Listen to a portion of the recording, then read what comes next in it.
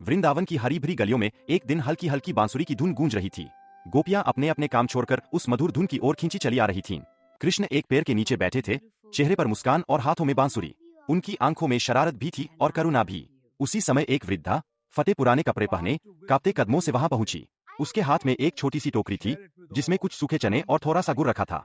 वह धीरे धीरे कृष्ण के पास आई और बोली, लाला, मेरे पास देने के लिए कुछ खास नहीं है, बस ये थोड़े से चने हैं, इन्हें स्वीकार कर लो।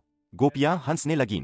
अरे, ये भी कोई भेंट है, कन्हैया तो मक्खन खाते हैं, ये सूखे चने क्या करेंगे? कृष्ण ने मुस्कुराकर वृद्धा की ओर देखा।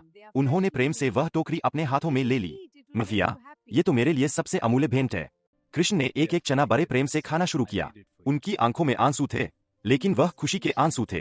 तभी अचानक आकाश में बादल छा गए, हवा तेज चलने लगी, गांव में अफरातफरी मच गई। सब लोग भागकर कृष्ण के पास आए। कन्हैया, ये कैसी आंधी है?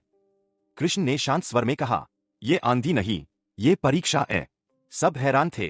कृष्ण बोले, आज मैं देखना चाहता था कि कौन मुझे मेरे वैभव के लिए चाहता है और कौन सच्चे प्रेम से। गोपियां शर्मिंदा हो गईं। वृद्धा कांपते हुए बोली, लाला, अगर मेरी वजह से ये तूफान आया है तो मैं चली जाती हूँ। कृष्ण तुरंत खड़े हो गए। उन्होंने वृद्धा का हाथ पकड़ लिया। नहीं मैया, तूफान तुम्हारी वजह से नहीं, बल्कि उन लोगों की सोच की वजह से आया है जो प्रेम को भेंट से तौलते हैं। इतना कहते ही कृष्ण ने अपनी बांसुरी होंठों से लगा ली। धीरे धीरे मधुर धुन गूंजने लगी।